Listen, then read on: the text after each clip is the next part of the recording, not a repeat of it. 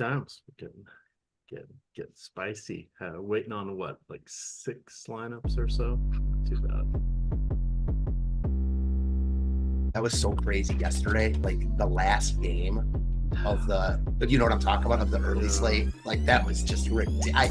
I love the Saturday slates when they're like that, but that is one thing that, like, if you get rain delays, you know they have like all day to play it. So then you're just waiting there and waiting there. And then waiting. Runs. Yes.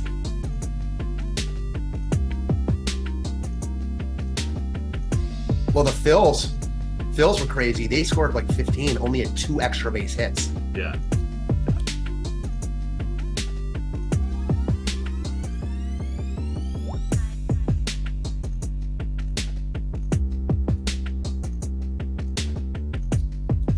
All right, Stochastic, here we go. It's your old pal Emac coming to you on a Sunday morning. We've got MLB, we've got NBA, we've got NHL, we have NASCAR, we've got everything going on today. Again, we have NBA live before lock. That is going to be at 12:30 today, so we will be out promptly for that. We have a pretty robust 10-game featured slate here, 4-game afternoon slate, and then, of course, ESPN Sunday Night Baseball. Matt, I noticed both of our home run calls from Texas tripled at least yesterday. No home runs. What did Texas put up? A boatload of runs. Not a lot of home runs from them, but that was an impressive game. You saw Brett Rooker had 2 home runs in the same inning on the early slate, which played late. I thought I was doing quite well and was just waiting for that White Sox St. Louis game to be over. And then all of a sudden, my currently winnings went way down. I'm like, what the hell? And I'm like, oh, dear God, I forgot about the Oakland game. Fortunately, I had quite a bit of it. Luckily enough, the Sims hooked me up, so I had a good early slate. Won about 20 tickets last night into the NFL Best Ball or the NBA Millionaire Maker. So I'm ticket rich. I just got to monetize these things, Matt. That's the wrinkle, monetizing those tickets. Yeah, it is quite the wrinkle. That said, like, the anticipation of winning the ticket, and then, you know, you have the feeling of winning the ticket, and then the anticipation of waiting until the contest is always nice. Yeah, so I'm feeling pretty good. I'm staring at 25 tickets right now, so it'll be fun. And then, but my bankroll is down lower than it normally is because, you know, I have almost $500 in tickets. So it makes things a little wonky. But let's get into a little baseball today here. We are brought to you guys by Better. We'll talk about them again, but just a reminder, they do have a $500 first deposit match. You can get that by going into the YouTube description, clicking on the link. Your first deposit, again, matched up to $500. You do need to put at least $20 in your account when you first make a deposit. It is the standard pick'em sites over there. You can go up to 8 on your card. That would get you up to 100x. You can actually end up with 100x payout on a 6 card if you're picking really aggressively and boosting up some of the odds. So that is always fun, but check that out. They've got NBA, MLB, and NHL right now, as well as a few other of the secondary sports. Remember, the legal age for gambling in most states is 21 or older. And if anybody you know has a gambling problem, please call or text 1-800-GAMBLER. All right, Matt, we're looking at the pitchers today. There are a couple good options up at the top here. So we've got a little bit more to talk about than we did yesterday. Still have a couple weather issues, potentially in Pittsburgh once again. We also have another chance at rain in Washington. They were able to play yesterday. It was no big deal. New York, that looks the most likely to get a postponement. I believe, if I remember correctly, the Yankees are off tomorrow, and Detroit plays in Cleveland, so they could wait around a little bit. These teams also still have a series in Detroit, so if it's bad enough, they could always make up a game in mid-August. So those are things you want to think about too. Are they going to push through it versus how light is the rain versus screw it, we'll be doing something else. If the Yankees were heading on to the West Coast after this game, I'm sure they'd have a different tolerance of waiting around than they probably do for this one, but those are our weather spots. Handing it over to you at the top of pitching, you got Freddie Peralta, little Joe Ryan. What is standing out to you on our featured slate? So little tangent here as far as the top pitchers go. I'm in 2 pretty big money year-long fantasy leagues. After the draft on one of them, I drafted O'Neal Cruz pretty early in like the 4th or 5th round. Then immediately after the draft, traded him for Yordan Alvarez. Long story short, the guy who drafted Yordan drafted Ohtani in the 1st round. You can only start 1 DH. He was desperate to get rid of one of them. Well, since then, a couple days ago, I just traded Juan Soto and a couple fillers for Freddie Peralta, Joe Ryan, and my boy O'Neal Cruz. So I got O'Neal Cruz back, and the 2 starters that are the top 2 guys on this slate are the 2 guys I just acquired. That said, I do think that Freddie Peralta stands out as the clear top guy. I know no one cares about my year-long league but me, but I had to shout it out. Yeah, Peralta in a really good spot here. I don't love the matchup with the Cubs. I don't mind it either, especially without Bellinger, without Suzuki. Really good pitching weather here. We know that in his last start, it was abbreviated because he got thrown out. So should be well rested coming into today. I like Joe Ryan a lot as a pitcher, and I wouldn't fault anyone for having him as the top guy, especially because he's a little bit cheaper. It's just a matchup thing for me, though. I mentioned this yesterday. I know Pablo Lopez ended up being really good. He's a really good pitcher. So is Joe Ryan. He might be really good today as well. But Boston's been elite against right-handed pitching. So I don't feel as good about Ryan as I do Peralta, but I think they're damn close. How about you? Yes. So those of course are the top 2 here. Now Boston is, they're missing 3 key hitters. I mean, if we want to count Trevor Story as a key hitter these days, but they are missing Tristan Casas and Masataka Yoshida. So that is 3 of their starting 9 from the beginning of the season that are out. That said, and Story. Did you say Story? I did say Story. Yep. My bad. So they've got Devers, O'Neal, and Jaron Duran. Those guys are all good up at the top. Then you get a couple journeymen with Dominic Smith, Garrett Cooper. You do have Wilder Abreu, who is showing some talent. So he is an adequate pitcher, but this team comes with a lot of strikeouts. Since the beginning of last year, this lineup here has almost 29% strikeout rate against righties. Ryan he had a couple tough outings, but he also has had some good ones. So outside of his one real crappy one in his other 6 starts, he held the opposition to 3 or fewer runs, just 4 home runs in those 34 innings and 41 strikeouts. Now, half those strikeouts, or 19 of them, came in 2 games against the Detroit Tigers. I remember he had also had a 2-game series against the White Sox, so this will be a tougher matchup for him today. But I have him slightly as the number 1, but Peralta is right there. In his 5 starts, he's allowed only 7 earned runs. He struck out 40 in those 29 innings. Cubs, obviously they're not quite what they were a couple years ago. And they're down 1 or 2 hitters, but they've got Christopher Morel, Ian Happ, and Michael Busch. They're solid, but everybody else in the lineup has above average strikeouts. So these are your 2 spots to go to. There is no discount on any of the sites for either one. So that makes it a little interesting. We have a slight, a $700 savings on DraftKings for Ryan. You have him being $100 more than Peralta on FanDuel, and he's $3 less on Yahoo. So they're very, very closely matched. Do you think playing both of them takes up too much of your salary cap today? Nah. I mean, we saw it yesterday in the early slate. Like, you needed Lopez and Jared Jones and cheap bats with them.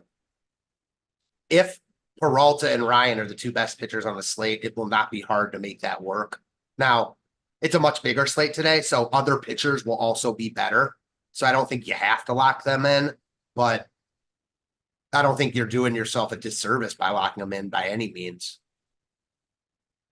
Moving down the list here, we get a few question marks. Well, not question marks, but trickier matchups. You have Tariq Skubal, good pitcher, when healthy, excellent strikeouts, but he's going against the Yankees in New York. You've got, and we mentioned a little bit of weather there. You've got Ryan Pepio. He is going against New York. he started out as a really good streaming candidate in season-long leagues until he wasn't, because people started keeping him between starts. So he has shown he is worthwhile. Nestor Cortez, dealing with the same weather issues, of course, that Skubal has.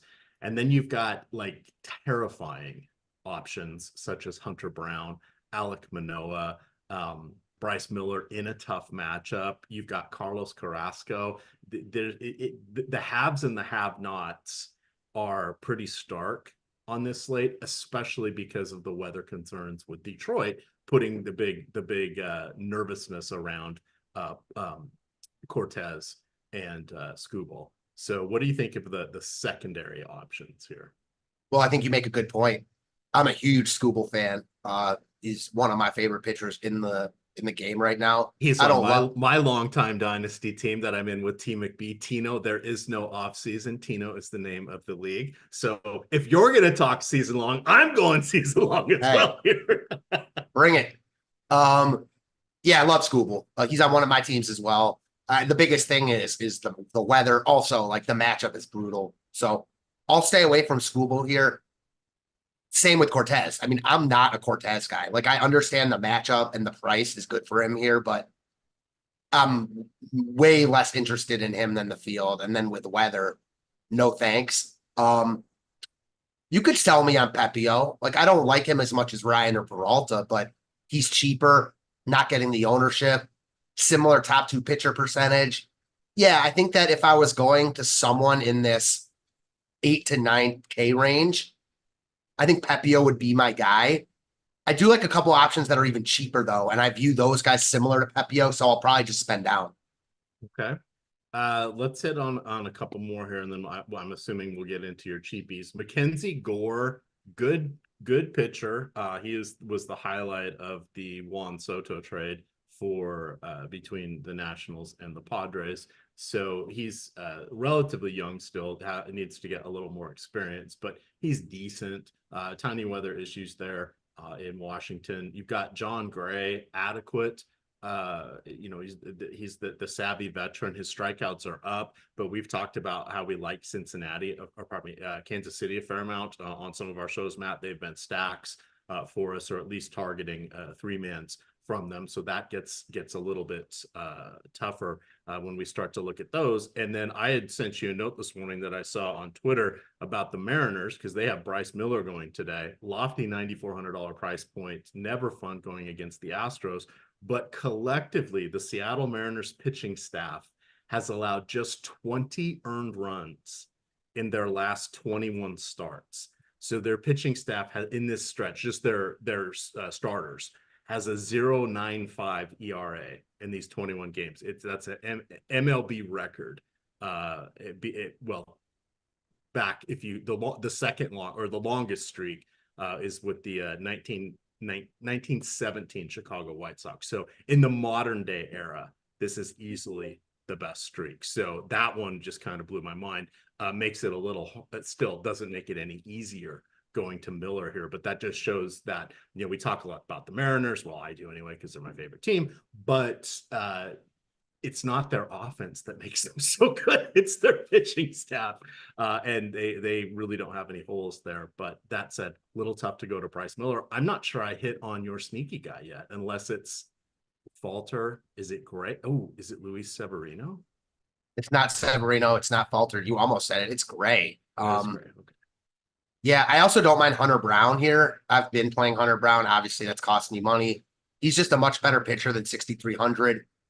Great strikeout matchup against Seattle. Ownership's there for Brown, though, because of the price tag. So ownership is coming in heavy towards Brown and the Mariners stack. Do with that what you will. I think there's a bunch of upside in both spots, but I'm not running to either spot, especially with ownership already there. My favorite pitcher, arguably, on the slate is John Gray. 7,300. I just don't really understand why he continues to be so cheap. I don't love the matchup.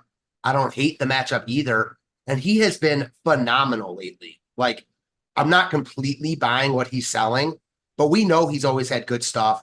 And after his first 2 starts against Houston and Chicago, he's been really, really good. Against Oakland and Detroit, 25 and 22 fantasy points. He came out of the bullpen and dominated Atlanta because they were just lacking arms. Then he was really good against Seattle and even better in his last start against Washington. I'm just not sure why the price on Gray continues to be so low. Again, will I be shocked if Kansas City gets to him? No, because he's not like impervious to getting hit. He's not an ace. And Kansas City has shown spunk this year. We know that they have upside, but just given the price tag, I'm surprised he's not getting more love. And I think he'll be a main play for me. That's an interesting one that you mentioned on the price tag, because it's not like he's been bad. This is his third season with Texas. He this year he is at a career high, basically, aside from 2016, which was a lifetime ago. But he's at a career high 9.6 strikeouts per 9 innings. That's not much above his career average of 9.1. Still pretty good since he's 32. His walks are in line with his career average. His home runs have always been solid, even considering he spent 6 or 7 years there in Colorado, and he's got about the same ground ball rate. So nothing looks different here, other than he's had good results that per his xERA have been a little lucky. Per his FIP and xFIP, they've been about right in line. So I agree with you. He is someone that is on that short list for that SP2 candidate there for the DraftKings and the FanDuel. Is there anybody else for pitching that you would like to call out with anything positive? Perhaps a little nod to Mackenzie Gore. I like Gore. I think the top pitcher tool bears that out. He's right behind. I mean, he's getting no ownership. He's by far the most leveraged pitcher on the slate outside of Bryce Miller. So if you're looking for contrarian ownership plays, it's Gore and Miller. I much prefer Gore there. Not a good spot for Gore, but an even worse spot for Bryce Miller. So yeah, I think you could sell me on Gore as a contrarian play. I don't think it's needed because it's pretty easy to get different with bats. But if you're playing some chalky offenses, I don't think that's crazy. And then, yeah, the only other guy I'll shout out that I'm not going to play here, but like we got to mention him is Alek Manoah. We're going to mention him, but it's in the other category. I get it. Like huge fall from grace for Manoah. He's been shit this year in the minors. He's coming off a dominant start though. 6 innings, 12 Ks, I think only 2 hits. Like, again, that's not to say he's going to be really good here. And the Washington stack, I think, is much more in play than Manoah.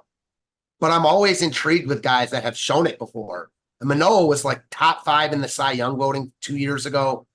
He's got talent. So, again, I'm not going to play him here, but I'm probably a little less bullish on the Washington stack than it sounds like you are. So I haven't decided what I'm doing with the Washington stack, but here are kind of the notes I have on Manoah, because guy you're going to be seeing on the next show, Eric Lindquist, just pointed out that Hunter Brown is on a very similar career path to Alek Manoah. So I kind of combined them together here in my write-up. So I said Manoah, who has had a tremendous rookie campaign in 2021, a solid sophomore season in 2022, and then he lost everything last year, got bounced down to the minors. And he had last year in 2 minor league starts a 14.1 ERA and a 2.34 WHIP. This year in 5 minor league starts, he has an 8.7 ERA, a 1.9 WHIP. So it's 1 point WHIP is walks plus hits per innings pitched. So that just tells you how many base runners per inning they've allowed. Brown, similarly, good rookie year, okay second year, struggling right now. He has been since his last, and it's starting from his final 15 starts last year, so mid-June until now, he has allowed last year he allowed 5 runs or more 7 times in those 15 starts. He's done that, I think, 3 times this season. So I like the Mariners offense for once. I don't know what to do with the Nationals because outside of CJ Abrams, as we mentioned before, it's hard to really identify somebody. But these 2 pitchers have they've been the fall from grace. So that's you're right. The talent, the strikeout stuff, can they right the ship? It's just that the noise is feeling less like noise and like perhaps flash in the pan. And then now they're pitching to perhaps not their true talent level, but the truth is probably somewhere in between, which has them as just average pitchers. Yeah, I have no arguments for that. All right. Quickly, one more time, we'll remind everybody about Sleeper. They are the presenting sponsor here. If you sign up through in the link in, sorry, better. Oh, I was gonna make a joke about the Who being my favorite band that sings about gambling. With you better, you better, you better, you bet. Look at that. Look at that. Call back to classic early 70s, late 60s, early 70s rock. It is Better who is the sponsor of the show. $500 deposit match by going into the YouTube description below us here. You need to put in at least $20, but they do have an excellent offering there. They've got all the main sports, NBA, MLB, NHL right now. You can build out 2, 3, 4, up to 8 players on your pick'em cards. You can get up to 100x for your payout. You are able to craft that usually if you're doing a 5 card, 6 picks, probably getting really aggressive with some of them. They do allow you some flexibility to push some of the milestones up or down and then give you a more variable payout from there. So it's a lot of fun over there on Better. But the best part is the $500 deposit match.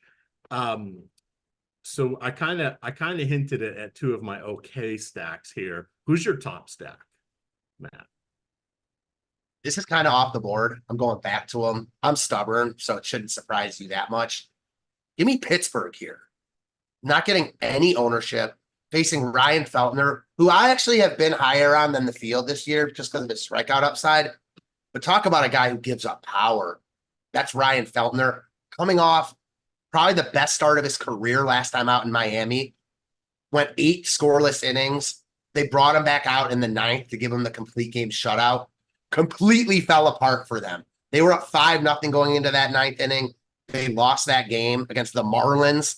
So while he was great in that last start, it tailed off certainly towards the end, and he hasn't been great this year. Again, gives up a ton of power. I like the way this Pirates lineup sets up today. And again, it's just an ownership top stack percentage combination thing. Like, certainly if ownership weren't a thing, I would like the Angels more, Texas more, maybe Cleveland, Seattle. But I think Pittsburgh is right in line with all those teams, and they're getting way less ownership. So I'm surprised at the lack of ownership the Pirates are getting. Now, they haven't been good. So you're buying, a team, and I don't want to say it at its low point because we don't know how low it can go for them. But we know this is a team with power from the left side, especially. So yeah, I'm kind of selling myself, but it's going to be Pittsburgh for me. How about you? I know. I think that's an interesting call. And we did just get an update about 5 minutes ago. So it tamped down LA a little bit. Or the Angels a little bit. They're still the top team on DK, but it's now down to 9.1%. There are 6 teams from 7 to 9. So it's tightly bunched, but we would expect that on a slate like today that doesn't have a Coors Field or a really imposing weather game. If we look over on FanDuel, it is actually looks like Toronto is getting the top option. LA drops all the way down to 6%. Because I want to talk a little bit about the Angels. I wrote them up in the article today here, and it was more a bit of a send off here for Carlos Carrasco, because you have to give a hat tip to somebody that is in their age 37 season, has never made an all-star game. That surprised me. I was looking that up today. He led the league in wins with 18 back in 2019, pretty much from 2014 to the end of the 2010s. He was definitely a frontline starter, so I was surprised he'd never made an all-star team in that phase. But the last 2 years have been really, really rough. 26 starts, 1.8 home runs per 9, 4.1 walks per 9, and only 6.8 strikeouts per 9. So even though Mike Trout is obviously hurt, which is unfortunate because he was off to one heck of a start this season, Rendon's hurt, obviously no Shohei Ohtani. This is a good matchup for Ward, for Drury, for Joe Adell, for Willie Calhoun. The interesting thing is Carrasco's really been hemorrhaging power to same-handed to right-handed bats, in addition to lefties. So I know he was been one of your faves for a long time. He's my Felix Hernandez. He's your Carlos Carrasco, right? But when the end is nigh, sometimes we have to say goodbye. It's a tough one here for him, and I like the Angels in this particular matchup. He's one of my favorite Cleveland athletes ever. He's really embraced being in Cleveland. He's talked very highly of being in Cleveland, which you don't get all the time, as you know. So I love Cookie. But yeah, and I've talked about this with Greg a lot this year. He's one of those pitchers now where I want to stack against him any slate he's on. He's that bad. He doesn't throw hard. He puts guys on base. Here, though, today, while I wouldn't play Carrasco and the Angels, again, if ownership weren't a thing, would be very high for me. Ownership is a thing. And while it's come down, they're still going to be the most popular offense on the slate. And part of that is because you have Ryan and Peralta, especially with weather potentially taking the other, the Detroit and Yankees pitchers out of play. And then you have these cheap Angels bats. I think that's going to be the cash game build, the most popular build on the slate. And on paper, it looks really good. I'm just not sure that's the tournament build that I want to follow. Well, I'm sure it's not, knowing that, again, on paper, you've got the two best pitchers and then a really cheap offense that's in a great spot. You got Mickey Moniak hitting second at 2,900, Willie Calhoun hitting cleanup at 2,200. These guys aren't great hitters, but they're not horrendous either. And they're just in such a good spot on the road, getting, the ninth inning for sure against Carrasco. They're one of the teams that I'm definitely afraid to fade, but I just can't do it with chalky Angels, again, as someone who plays limited lineups. How about going to Texas against Daniel Lynch today? Surprised they're not getting more ownership. I will say, though, and I've brought this up with Boston as well, these two teams have crazy splits. They're really good against righties and not so much against lefties. Now, early season, sample size is small, things could easily change, but the more we get into the season, the less likely our things are to dramatically change. So I like Texas here because Lynch has been horrendous this year in the minors, and Texas has a lethal lineup. They're expensive, though, and I do have a little bit of caution because of their struggles against lefties. At the end of the day, though, if all the lefties they were facing were as shitty as Daniel Lynch, I'm sure their numbers would be better. Yeah, I hadn't realized Daniel Lynch I thought he was hurt or something. He's been with AAA all season with the and not good there either. Yeah. I also didn't realize now he's added to the fourth to the last of his name, or right. He didn't have that previously. So still just 27. But he is someone who is he could be in that not a lot of times when we see lefties get to the show against righties, depending on what their arm slot is and any sort of deception they have, they can be at a severe disadvantage. And that's a lot of times why you see young lefties have trouble with the home runs, etc. If they're not able to overcome that with adjustments, etc., it makes them, one, maybe they can be relievers, or two, it knocks them out of the league. And it sadly seems like this is a path he could be on, especially since he had a rough AAA season thus far. So you can't even say, he's like a 4A pitcher, right? That's stuck between AAA and the majors. He looks like he may not be having that breakthrough at all. So that one was kind of interesting there. What else do we have for stacks here? We'll go for about another 15-20 minutes. We'll do a quick hit on the afternoon slate as well. I wrote up some thoughts for that. Since it's a 4-game slate, we can talk about that too. So just real quick, also just touching back on pitchers, I think, and you mentioned the tools updated, the weather in Chicago has separated Peralta and Ryan a little bit. So they're still the top two guys, but now Peralta has a 22% chance of being the top guy. Ryan's still around 18. So again, that's not drastic, but I think Peralta's the top guy for me, and that just cements it. As far as stacks go, another slate where a lot of teams are in play. The Guardians against Griffin Canning, they're more affordable today with Esteban Florial leading off with Stephen Kwan out. He's 3,100 in the leadoff hole. Again, you've talked about Washington against Manoah. Washington's much higher in the top stack tool than they normally are. Manoah is a big who knows, but most likely he's not good. So Yeah, I get the Nationals, and even though their stack isn't sexy per se, you're just playing against Manoah, and he can clearly give it up to anyone. So I don't mind Washington at all. Seattle, I get because Hunter Brown's been so bad, but they're another one. They're just getting too much ownership against a pitcher I have respect for. Houston is intriguing because it's Houston and they're not getting ownership. It's just not the spot for me. They haven't been world beaters this year. I love the Seattle pitching staff. Bryce Miller is just the next guy in line. I wouldn't hate using like any of these guys as one-offs or mini stacks, but I don't think it's a place I want to go to get like 5-mans. They're also really expensive. I think the only other one that stands out to me a little bit, or the two more I'll talk about, is Minnesota against Cooper Criswell, who's actually been pretty good, but they stand out in the top stack tool. And then Toronto. Like, I don't get why they're so high against Mackenzie Gore. I know that their lineup is full of righties with power. It's also been pretty disappointing this year, and Gore is good. So this is one where, like, if I didn't know anything about baseball, I'd be looking hard at the Blue Jays here because the tools are telling me that they're a really good play. Me knowing what I know makes me take a step back, and sometimes that's for the better, sometimes that's for the worse. How do you see it? I like how you worked in the word better since they are our presenting. They're very good. Very good.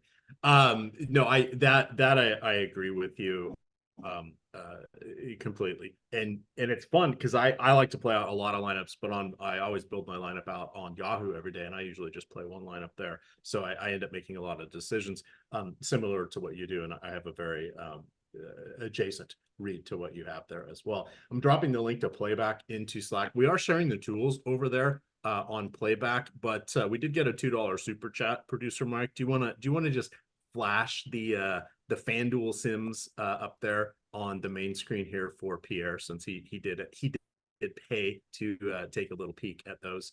That would be wonderful. But again, you guys can check that. Okay, perfect. That's what, yeah, it's top stacks. Okay, so let's see what else we have on our list of things to do. We haven't talked about Odd Shopper. That is the market-based wagering approach that is the adjacent site to Stochastic. You guys can sign up there for $14.95 per week. It is $49.95 per month. It does support all of the pick'em sites. It supports all of the sports wagering sites. So even someone like myself who is stuck in Florida and I just have one sports wagering site in Hard Rock, I still utilize it to find the best bets that I like to write up in the articles. So that is something that is helpful. Today, my best bet of the day was the under 5.5 strikeouts for Hunter Brown. Now, he is projected for, I think, a tick over 6 at this point, but it's a wild outcome. I'm hoping the Seattle lineup, which does bring a lot of strikeout upside for him, is able to chase him from the game early. But that was one that I found that I think it was at plus 120 this morning. So it was a really good wager that was popping up on FanDuel. I don't know if that number is still there, but I wanted to call that one out. Let's see what other teams have we not really mentioned. We hit on Texas. How do you feel about the Cardinals, the White Sox? No real mention of Garrett Crochet. Good strikeouts, but not great. Really anything else at this point. Looks like his season's going a little bit sideways.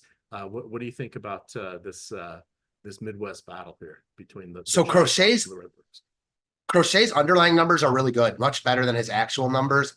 Yeah. My big problem with him here, and the price is right, so I don't think he's a bad play, but two things. He only threw 77 pitches last time out, a little cautious of his workload, and then it's just a brutal spot for a lefty. Like, St. Louis isn't good, and I'm not afraid of them at all, but they're full of righty bats, especially righties with power. So if I had to pick a side today, it might be the St. Louis side. Like, I don't love them here, but they're high in the top stack tool. They're not getting a ton of ownership. So I think the Cardinals side more in play for me than Crochet would be. And then the White Sox also, like, people are getting there because they're so cheap. So they're another one, like the Angels, to a lesser extent than the Angels, but similar, where you're just going to see them being filled in because Liberatore not good and they're so cheap. Kind of like the Angels. I don't mind them as one-offs or mini stacks. I don't really want to full stack the White Sox here. I don't think it's needed, but I like offense in this game more than I like the pitching. Not even particularly close for me. How about you? I would agree with that one there. And then the other team is the Brewers. So they're going against Javier Assad. He tends to absorb damage. He never really gets blown up. Obviously, no Christian Yelich in this lineup, but they are underrepresented in tournaments. And a lot of that has to do with Contreras being 5,600, Willy Adames 4,500 on DK, Bryce Terang all the way up to 46. It does average down a little bit with Tyler Black there, but that costs you a first base slot. And Sal Frelick has been kind of slumping for about a year and a half. He had a fun call up, and I think last year was his rookie year. He had a fun call up for his first few weeks, just did everything in the field and with the bat. And at one point was hitting cleanup for the team. It was just absolutely wild at that point since they were in the playoff hunt, but he's cooled off dramatically, and the back half of their lineup is kind of a mess there. I think that hits everything. Any thoughts on Severino? Just I know we started down the path of that game, but ended up on Pepio, but Severino as a pitching option. Don't hate it. I mean, he's been good this year, and Tampa strikes out a ton. It reminds me a lot of Brown versus the Mariners. Like, both these offenses have upside, but they also strike out a lot. Brown's the one getting ownership because of the price tag, and I like Brown more because of the price tag, but I think Severino's safer, and he's not a bad option at all. And I will say, just looking at the tools and how they're shaping out, like throughout our show and obviously before and as they continue, I'm lower on John Gray than I was. Again, like, I'm not using this stuff as the Bible, but Gray is now lower in the top 2 pitcher percentages than Severino, Assad. Like, I have big cause there, especially when you mentioned the expected numbers looking worse. They do look a lot worse. So I'm a little more cautious on Gray, I think, than I was at the beginning of the show. And I think, yeah, the way it's playing out, all of a sudden you really want to start thinking about Severino or Pepio because there's no weather in the good confines of the Tropicana field there, which makes it kind of interesting. Let's quickly do the late slate, and then we'll hit some home runs. We'll talk about we won't hit the home runs, but we'll call out some home runs. We'll talk a little bit of the lineup generator. So 4-game late slate on FanDuel and DraftKings, 5 if you are playing on Yahoo. It looks like the best pitcher is probably Nick Lodolo. He is going against the batters of Birdland, who offered up 8 strikeouts to Abbott yesterday. Unfortunately, I recommended the under, but he allowed two runs. It was 2 solo shots in that game. It was a 2-1 game. Lodolo's a more talented player, but we are playing with fire going against Baltimore here. But when you look at the rest of the pitchers, you've got Max Fried and James Paxton going against the respective offenses of the Dodgers and Atlanta. Don't really get excited about that. Matt Waldron, I think, is someone you can target against. He is the one pitcher in the league that is regularly throwing the knuckleball. He throws it about 30 to 40% of the time.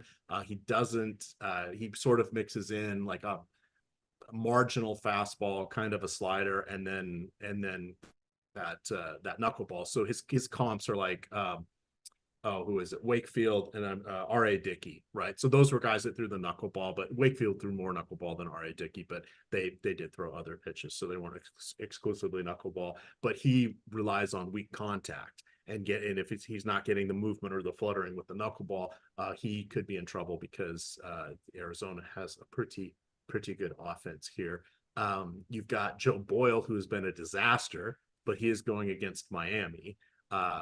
I want no part of Sixto Sanchez, who at this point, cool name, feels like a batting practice pitcher. So by default, it's kind of Nick Lodolo. And then I guess Ryan Nelson, if you have to play too, which you do on DraftKings and FanDuel, but it gets a little tricky. Do you like anybody besides Lodolo? And this is going to be one fun slate because there are 4 games and nothing feels good about it.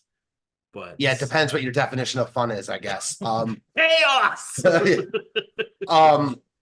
Yeah, honestly, my favorite pitcher on this slate, aside from Lodolo, is Max Fried. Like he is by far the best overall pitcher on the slate in my eyes. Like it's not even close. Lodolo is coming up and could be that good, but he's not yet. Fried is a all-star potential Cy Young candidate. So I know it's a brutal spot, but I do prefer lefties against this Dodgers lineup. And it's just a small slate. So give me Fried here and Lodolo. And then as good of a spot as Boyle is in, he is never someone yet I'll play as chalk. So I'm not sure I'll play this slate, but if I do, I could see myself using some Miami bats just as direct leverage against Boyle. Mm-hmm. They're not good, but Boyle's not either. And then my biggest problem with that, though, and why, again, you said this slate is fun, is even if Boyle's not good, that doesn't mean Miami is going to take the cake for this slate, because you've got Paxton against the Braves, Matt Walsh and Ryan Nelson. So yeah, it is fun in that regard. I could see this being a slate where maybe you don't stack as much, just because wouldn't be surprised if most of these pitchers get roughed up. And in that case, we would lean a little more towards sometimes what we have to do with the strategy of postseason MLB, those first couple of days where we're getting 3 and 4 games. And it's like, you know what? The pitchers are all good. I don't mind taking a hitter against my guys after we get away from the aces, because 1, they're not going to pitch the whole game, and 2, they're going to give up something. It could easily be to the guy I have, and you just get that differentiation built in. It's not for the faint of heart. But that does happen sometimes there. Let's see. I see somebody asking about my audio. Sorry. It's reset itself again. I did bump it up. It doesn't like Zoom with me. So my apologies there, Adam. All right, let's look at real quick at the lineup generator. Mike, if you want to put that on the main screen here, since that is one of the feature tools we do want to talk about today. So let's do FanDuel, and we can do balanced stacks, do 4-4 double stacks. But you guys can see that you get to choose a bunch of different things as we go into the lineup generator here. You can choose which stack type that you want. Once you've chosen a stack type, you can decide if you want balanced, contrarian, chalky, or all of the above. You can lock in a pitcher of your choice. You can also lock in a hitter. This is supported for the DraftKings and FanDuel main slates. You build out up to 20 lineups. So once you start hitting generate on the lineups, you can save it or discard it. You build up to 20. They go into the holding pen. You can go look at the holding pen prior to that. And once you start looking at that, you can see off to the right, you will see each player that is in your player portfolio and their representation. And then if you click on one of those players to the left, their lineups will move to the top. It will be highlighted. And then you can see, do you like that lineup? Do you want to tweak one of the players out, 2 of the players out, maybe change a pitcher, something along those lines. So this is good for people both that hand build and that want to leverage all of the tools without really thinking about it too much. That's what the lineup generator is. We call it the Sims Lite, or it comes in at a nicer price point, but it's built off all the same tools. It's simulating tens of thousands of lineups in the background, so you're not going to get dupes when you look at other people that build out lineups as well. You just don't get to change as many of the inputs, but for baseball, you actually get to tweak quite a few here. But it's looking at the boom bust tool, the leverage tool, all the simulations, player ownership, etc. So it's a pretty nifty tool on the cheap. We offer that up for basketball, football, and of course baseball. Who are your home run calls today? Let's do 2 for the main slate. I'm going back to someone I've said a couple times recently, Jack Sawinski. Okay. Don't like that he's in the 7 hole, but again, he's been struggling, as you've mentioned a couple times, and you're right. But yesterday didn't start in the 0-0 game, came on as a pinch hitter and got the game winning single. Got to believe that builds something up for him here. Great spot against Ryan Feltner. Give me Jack Sawinski. All right. I'm going with Josh Naylor against Griffin Canning, like that little lefty righty combo there. Even though it appears a little bit of same-handed splits there, or same-handed hitters do a little bit better against Canning. I'm perfectly fine against Josh Naylor. And then flipping it to the other side, Brandon Drury going against Carlos Carrasco. Sorry, Cookie, and all of Cookie's longtime fans. You have one more cheapie before we wind up the show here? Oh, you're on mute, I think. I am, and that's my bad. Swinski is kind of cheap, but I'll go another cheapie. Give me one of the hottest hitters in baseball right now, Michael Massey. I think he's my favorite one-off on the slate. 3K, hitting 5th for the Royals. He has 61 fantasy points over the past 4 games. That's what we call a heater in regular parlance. All right, going against Sean Gray. Okay. That was the first 10 minutes of the show. Wouldn't expected that to be the outcome here. Well, I was actually going to say, this is funny. You said that. When I was talking about John Gray, I don't think I'm going to play Gray anymore, but I would have no problem playing Gray and Massey together just because of their price points. Not something that I would go out of my way to do, but because Gray is so cheap and Massey is so cheap, I don't mind it at all. Go ahead. Sorry. No, that's a fair call out there. That's a fair call out. All righty, guys, that is going to do it for us. We're getting out of here, so we have time to set up for the NBA Live Before Lock. We got Game 7. It is Orlando in Cleveland, the battle for it all. There'll be a few decision points. I know there's a couple injury question marks, so you will get, I think it's Engelman and Lindquist will lead you through that show. And then, of course, we're doing this all again on Monday. We've got basketball, we've got baseball, we've got NHL playoffs. It's going to be a good time. Don't forget, mental note for myself, set those NASCAR lineups because there is a NASCAR race today. So with that, you guys can follow Matt over there on Twitter at Fantasy Tips Matt. You can find me at Emac DFS, hat tip to producer Mike, and of course, it is over there at stochastic_com. With that, gamers, good luck.